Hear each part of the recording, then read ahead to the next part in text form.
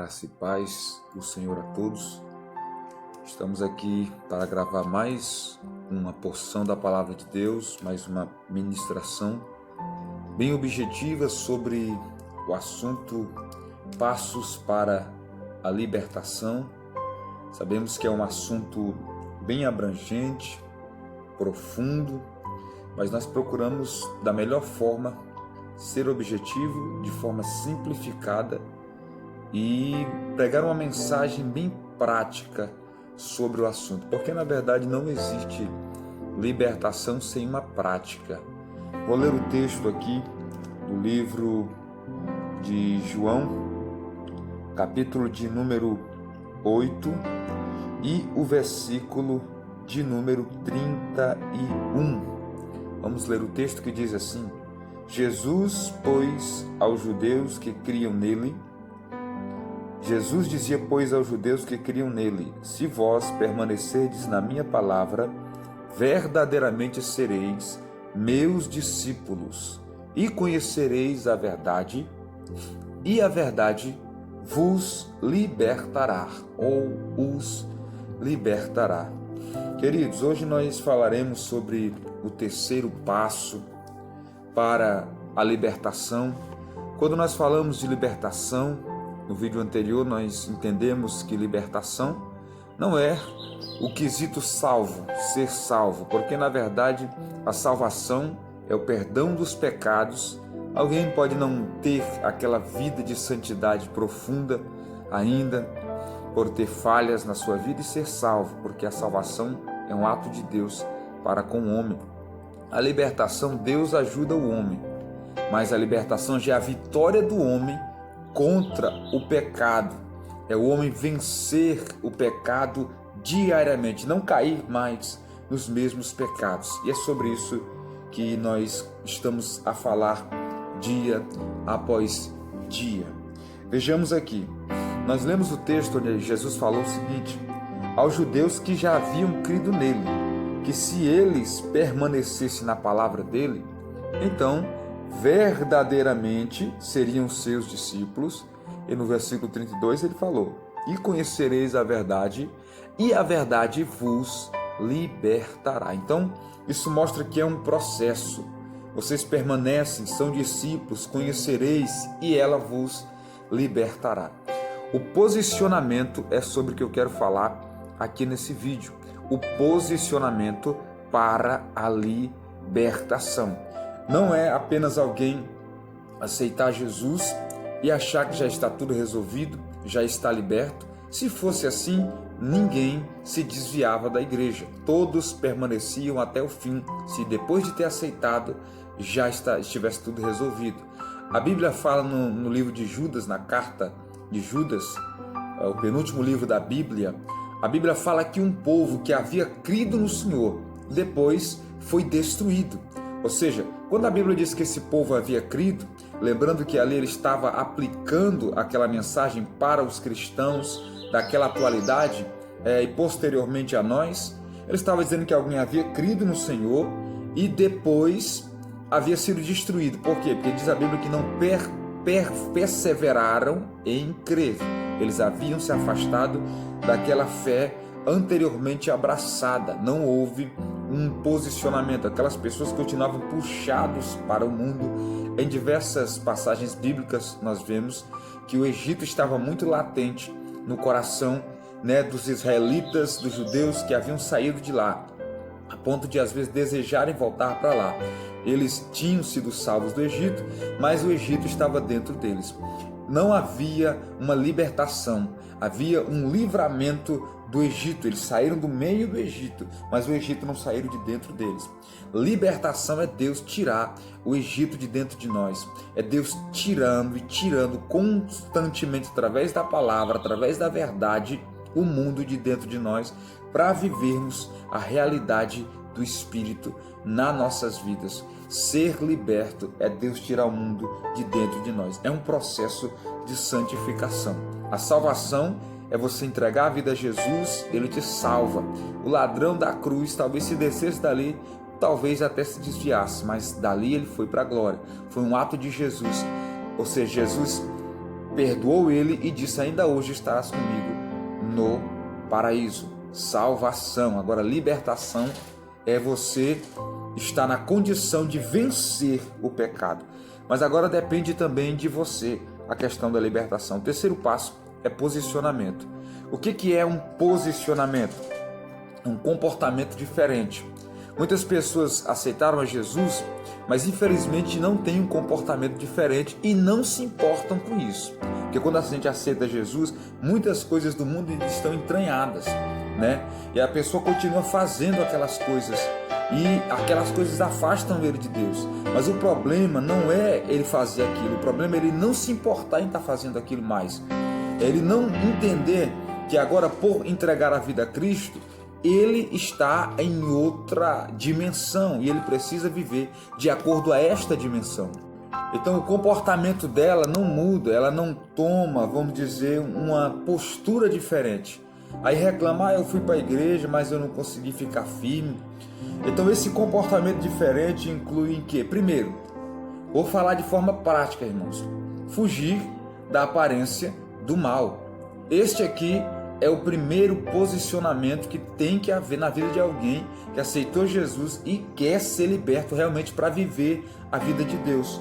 A Bíblia fala no livro de 1 Coríntios 15, versículo 33, diz assim que as más companhias corrompem os bons costumes.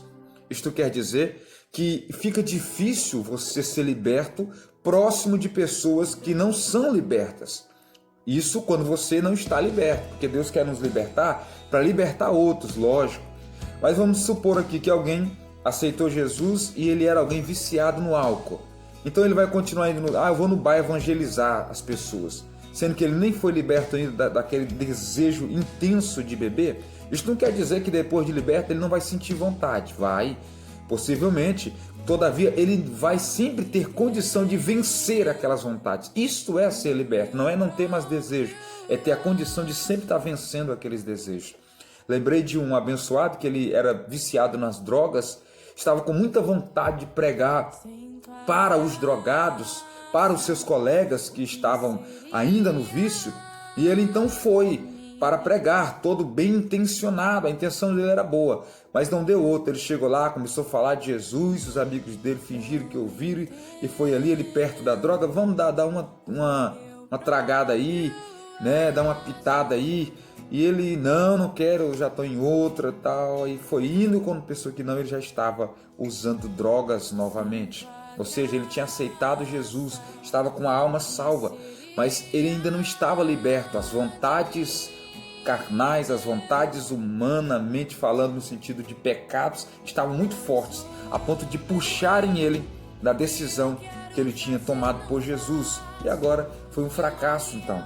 Então o que quer dizer?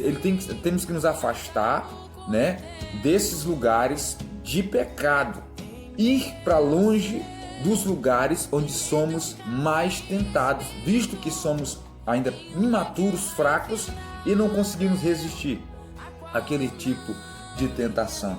Outra coisa interessante é confessar os pecados constantemente. Ou seja, se você pecou, confesse o seu pecado. Sempre tenha, às vezes é importante ter alguém para estar conversando. Você falhou, você errou, sentiu-se mal, orou e não conseguiu se libertar daquela culpa. Porque quando você confessa a Jesus, você recebe o perdão dos seus pecados. Agora, depois você tem que se livrar da culpa. A libertação inclui mais em tratar com a culpa. Ou seja, você aceitou Jesus, confessou seu pecado, mas fica sentindo: quem sou eu? Já pequei tanto, eu fiz aquilo, eu fiz isso. Coisas que você já havia pedido perdão.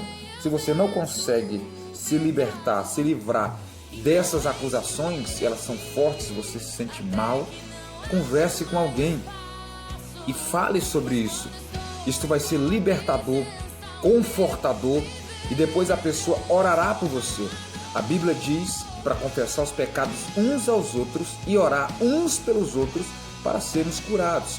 Este posicionamento de sempre estar confessando os pecados também é importante, porque senão a pessoa peca e ele fica com vergonha de falar por alguém, peca de novo, quando pensar que não, já está totalmente vencido por aquele pecado. É preciso ter alguém. Outra coisa, Outro posicionamento importante, sendo bem objetivo, irmão, aí entra o jejum.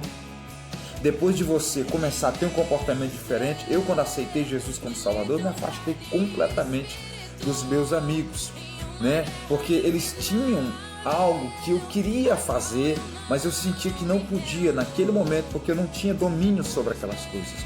Eu acabaria me rendendo novamente, não conseguiria ganhar eles para Jesus, eles acabariam me afastando novamente, sem perceber. Então, hoje eu já me aproximo deles, converso com eles, prego para eles, eles me respeitam como homem de Deus, ficam até sem jeito de tirar, vamos dizer assim, alguma brincadeira pesada, alguma gracinha, por causa, né, que eles veem que 15 anos na presença de Deus, sem escândalos, não é uma coisa pequena, é algo grande. Então eles sabem que eu estou decidido em seguir Jesus. Então, se eles quiserem me acompanhar, aí já é outra história.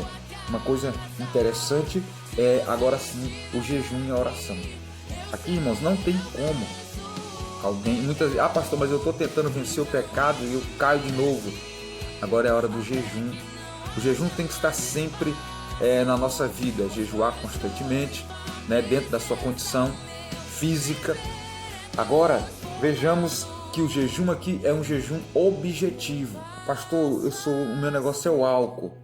Então não vá para a igreja pedir bênção, vai jejuar, Senhor, eu quero que o Senhor me dê uma casa, Senhor me abençoa, deixa isso para depois. Nem é bom ter muitas coisas não estando liberto, você vai acabar pecando com as bênçãos que Deus te dá, você não vai saber administrar elas estando aprisionado ainda no pecado. Então você vai jejuar especificamente, se é o álcool, você vai jejuar, confessar a sua falha. Deus, eu estou jejuando, eu quero que o Senhor me purifique nessa área. Eu sou uma pessoa que era viciado no álcool, eu estou muito sendo tentado nisso. Se era a prostituição, Senhor, eu quero vencer essa área na minha vida, a prostituição. Então você vai orar especificamente, Senhor, seus pensamentos. Então você vai jejuar objetivamente, especificamente. Quando eu era assaltado por pensamentos, né, por pecados, na questão de prostituição, de imoralidade, o Senhor começou a me dar uma estratégia, dizendo para que eu orasse e repreendesse especificamente aqueles demônios. Eu não ia só orar, Deus tem misericórdia, Senhor tem misericórdia, porque a libertação é uma batalha para você sair das mãos do inimigo completamente, não só na questão da alma, mas na questão das suas vontades, do seu corpo, né? Então o que acontece? Eu orava, demônio de prostituição, demônio de imoralidade, saia em nome de Jesus, eu vou contra ti, em nome do Senhor Jesus, demônio que luta nesta área na minha vida. Eu me identificava nos lugares onde eu era mais puxado. Meu negócio é mulher, pastor, eu sou tentado. O homem sempre vai ser questão de mulher, mas alguns é a bebida. Mas sempre vai haver essa tentação. Mas quando eu falo de libertação, estou falando de algo que está causando uma pressão grande na sua mente, a ponto que você às vezes vai ser puxado para o pecado. Então, meu querido, Jesus vai ser indispensável para você esta área. E não adianta querer se libertar naquele lugar de pecado. Mas vou cair de novo. Você está bom, você foi para lá. Eu sempre falo que o diabo ele não vai pegar na sua mão, ele vai só mostrar o caminho para você. Ele não pegou o proibido e colocou na boca de Eva, convenceu ela a colocá-lo na boca do inimigo. Se Eva não tivesse dado ouvido, ela deveria ter saído de perto daquela árvore, deveria cortar longe dela, se ela sentisse que estava sendo levada a fazer algo que não era a vontade de Deus. Então se afaste dos lugares que levam você a pecar, fugir da aparência do mal, conversas fiadas, tudo que traz à tona a vontade de pecar em você.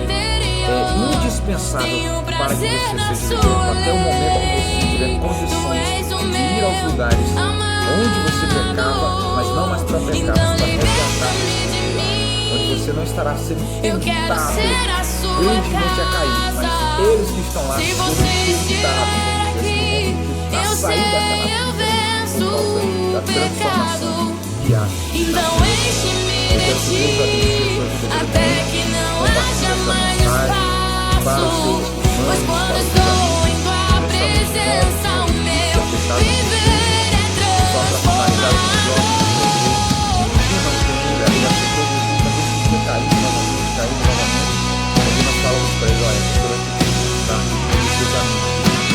Ele não falou nada no momento, mas ele